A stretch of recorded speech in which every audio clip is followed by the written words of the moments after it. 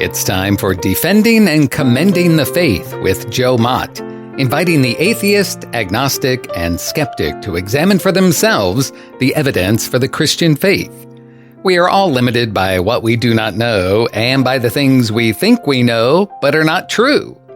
Dr. Joe Mott earned his PhD at LSU and was a distinguished math professor at Florida State University for 38 years, helping to write 3 math textbooks and authoring over 30 research articles in math. He is now the host of this radio program, Defending and Commending the Faith. Here is Joe Mott. I've been discussing C.S. Lewis's book, Mere Christianity. Chapter 4 of Book 1 of Lewis's book is entitled, What Lies Behind the Law? Lewis means by the word law, not the Mosaic law, but the law of human nature, the law of right and wrong. Lewis writes on page 33, we want to know whether the universe simply happens to be what it is for no reason, or whether there is a power behind it that makes it what it is.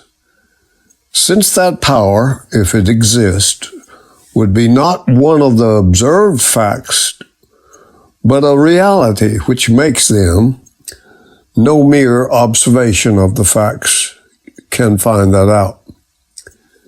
There is only one case in which we can know whether there is anything more, namely our own case.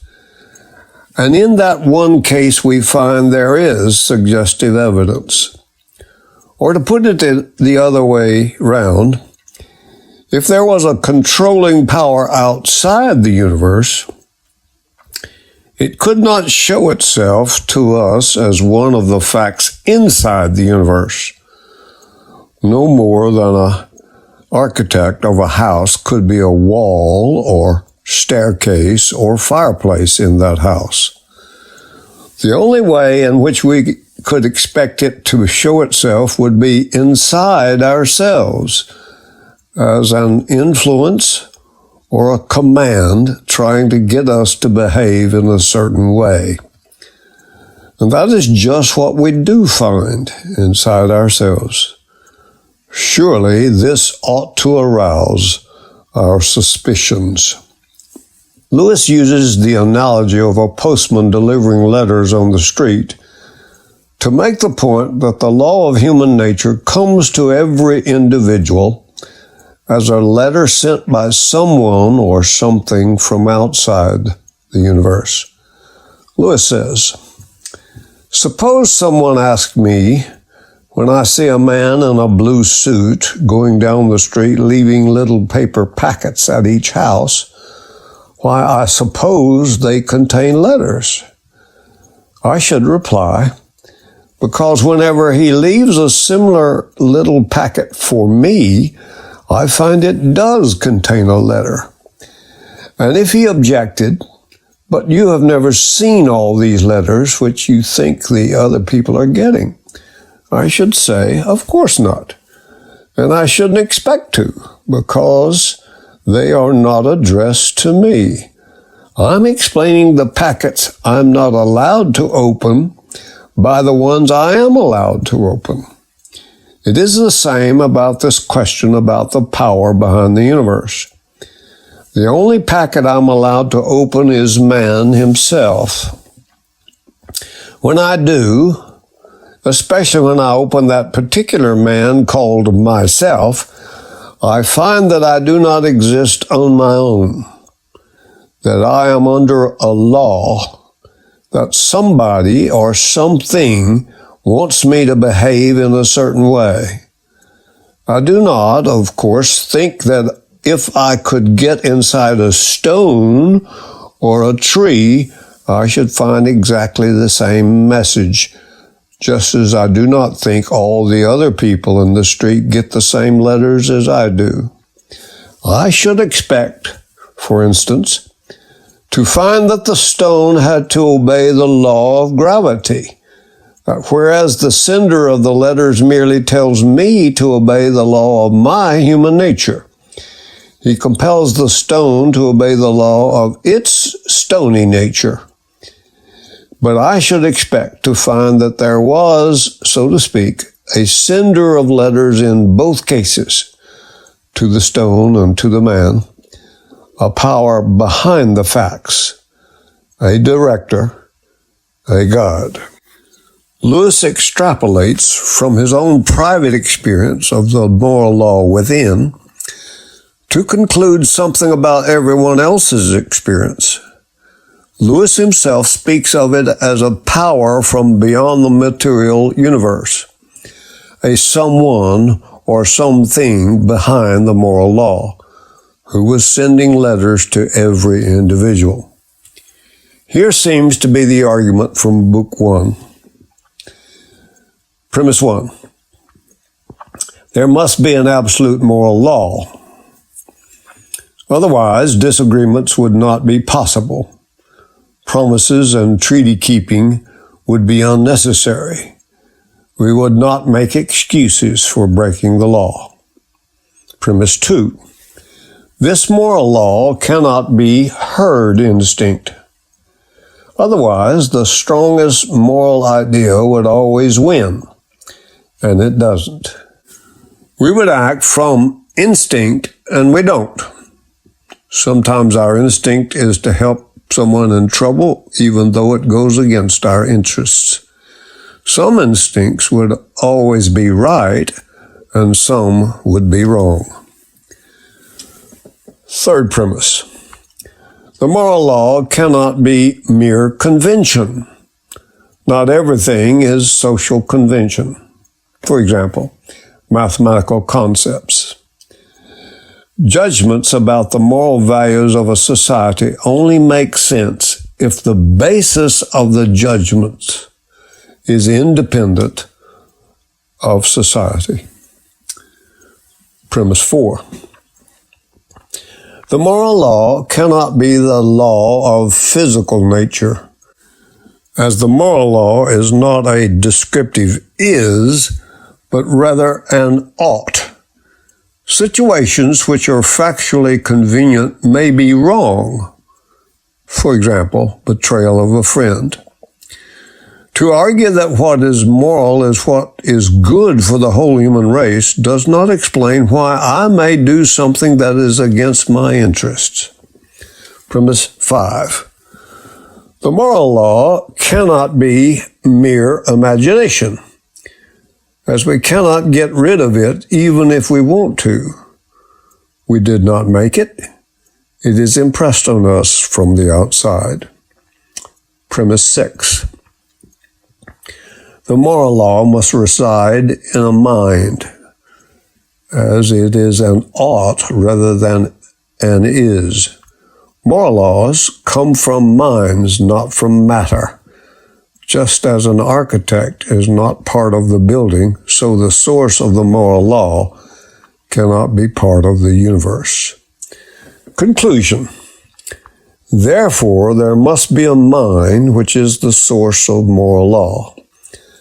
I said at the end of the last episode that Lewis says, all I have got to at this point is a something which is directing the universe, and which appears in me as a law urging me to do right and making me feel responsible and uncomfortable when I do wrong. I think we have to assume it is more like a mind than it is like anything we know. Because after all, the only other thing we know is matter. And you can hardly imagine a bit of matter giving instructions. But of course, it need not be like a mind, still less like a person. I beg to differ with Lewis. I think he has proven more than his last statement. I ask, what are the attributes of this source of moral law? Here is a basic fact. This someone or something can't give what it does not possess. So if it gave a moral law, then it must itself be moral in its own character and nature. And if what the source of moral law gives is good, then the source itself must be good as well.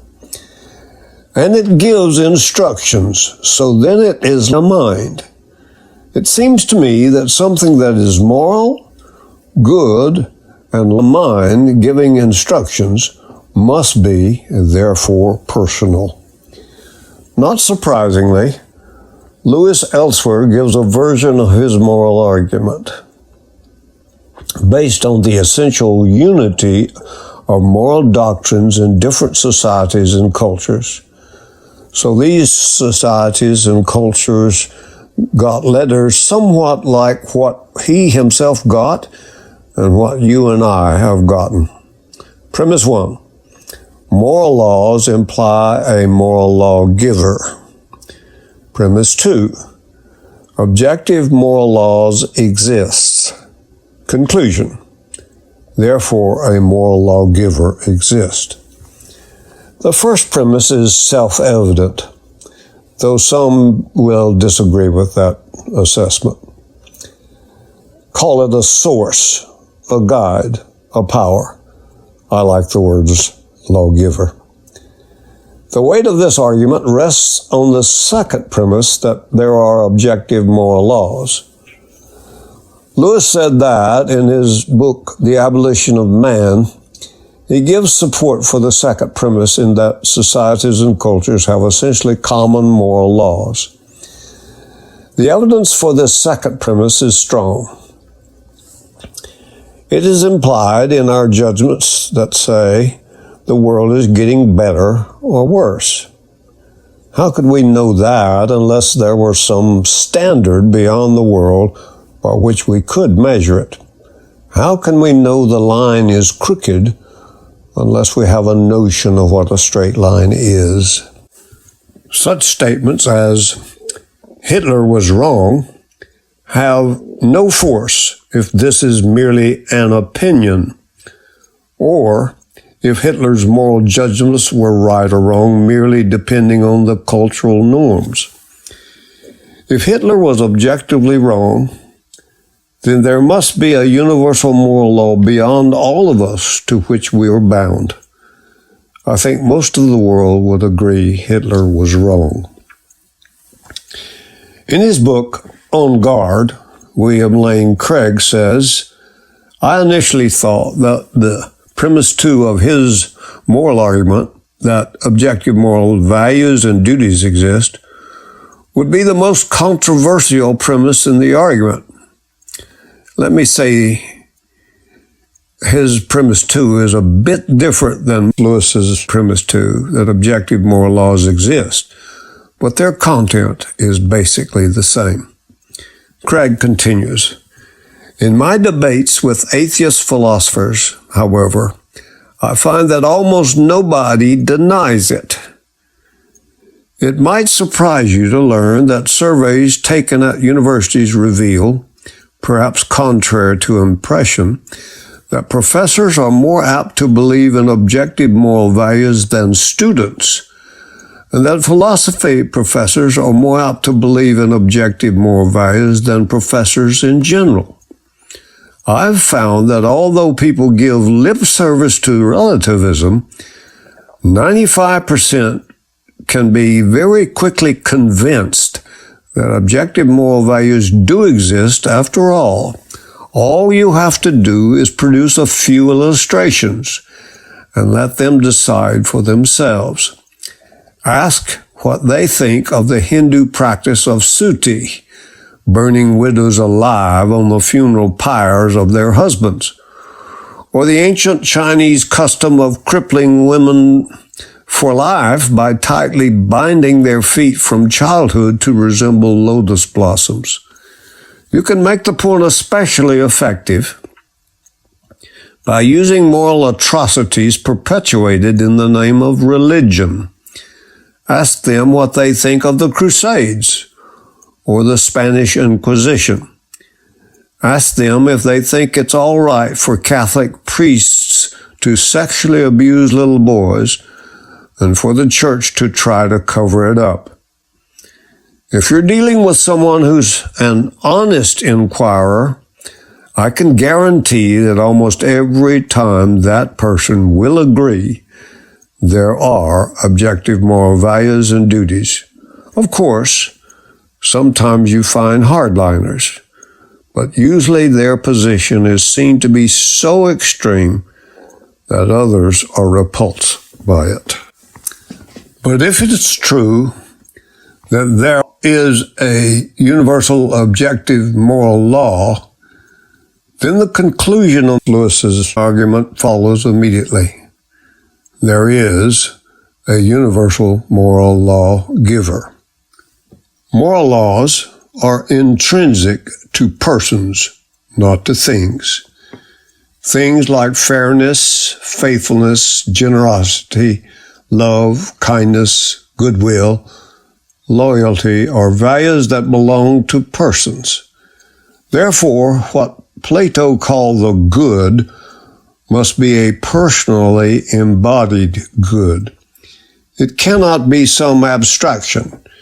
It must be embodied in a personal being, which we call God. Thus, the moral lawgiver is God. Soon I will discuss the dilapidated house of atheism.